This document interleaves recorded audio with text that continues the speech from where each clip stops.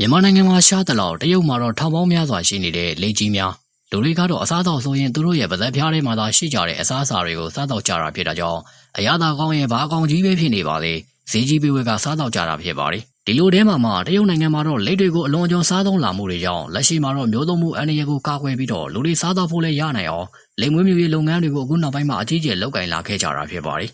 လက်ရှိမှာတော့တရုတ်တွေဟာဒီမီလီယံလောက်အကောင်ရေရှိကြတဲ့လက်တွေကိုမွေးမြူလာကြတာဖြစ်ပြီးတော့အတော်လေးကိုလည်းရောင်းအားကောင်းနေခဲ့ကြပါတယ်ဒီနေ့ဗီဒီယိုလေးမှာတော့တရုတ်လူမျိုးတွေလက်တွေကိုဘလို့မွေးမြူကြတာလဲဒီလက်မွေးမြူရေးတွေကိုသူတို့အနေနဲ့ဘလို့အသုံးချနေကြတာလဲစတာကိုသိနိုင်ဖို့တော့ဗီဒီယိုကိုအဆုံးထိကြည့်လိုက်ကြရအောင်ပါ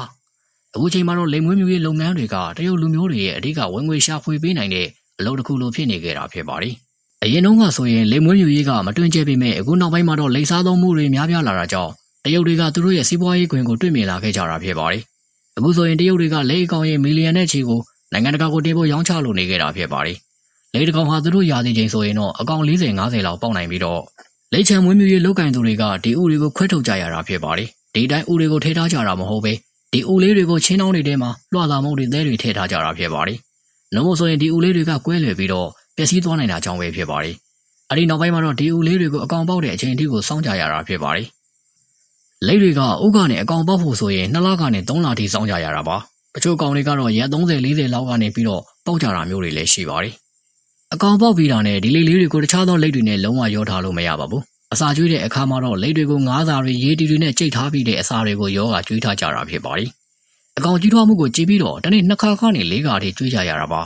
အစာကျွေးပြီးတာနဲ့လက်ကန်ကရေညဉ့်ညမ်းမှုမရှိအောင်အတွက်အစာကျွေးပြီး1နာရီ2နာရီကြောကြာရင်ကျန်တဲ့အစာတွေကိုပြန်ဆဲယူကြရပါတယ်ဒီလိုနဲ့ပဲလက်တွေရဲ့အသားအလေးချိန်ဟာ1ကီလို2ကီလိုလောက်ရောက်ပြီဆိုရင်တော့အစတဲ့ရောင်းချနိုင်ကြပြီဖြစ်ပါတယ်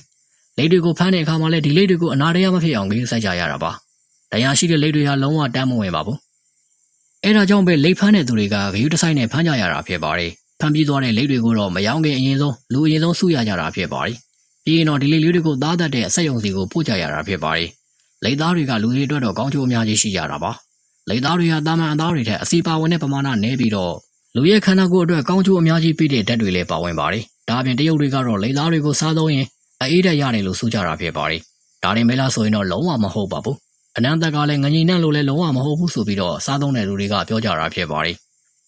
လက်သားကိုစားတဲ့အခါမှာလည်းခန္ဓာကိုယ်စနစ်ကိုများစွာအထောက်အကူပြုပြီးတော့ကော်လာဂျင်လည်းလက်သားတွေမှာပါဝင်ကြပါတယ်ဒါကြောင့်မို့အရွယ်တင်နုပြစေမှုလည်းပြီးသလိုအရေးကြောင်းတွေလည်းလုံးဝမပါသလိုနေပါမှာဖြစ်ပါတယ်လက်သားတွေကိုတချို့ကလည်းဆေးဘက်ဝင်တယ်လို့ဆိုကြသလိုဆေးဖော်ဆက်တဲ့အခါမှာလည်းအသုံးပြုကြတာဖြစ်ပါတယ်တချို့ကလည်းလက်သားတွေကိုစွပ်ပြုတ်ဖြစ်လုပ်ကြသလိုတချို့ကလည်းလက်သားတွေကိုဟင်းလျာအဖြစ်နဲ့ဘီရင်ရှက်ရိတ်စားတော့ကြတာဖြစ်ပါတယ်ဒီလိုမျိုးအာဟာရဓာတ်ပေါင်း16000လောက်ပါဝင်နေတာဖြစ်တာကြောင့်မို့လက်သားတွေကတရုတ်နိုင်ငံမှာတော့လူကြိုက်အများဆုံးအသားဓာတ်ဖြစ်လို့နေခဲ့တာဖြစ်ပါတယ်အဆုံးထိကြည့်ပေးကြရတဲ့အတွက်အားလုံးကိုကျေးဇူးအထူးပဲတင်ရှိပါတယ်ခင်ဗျာ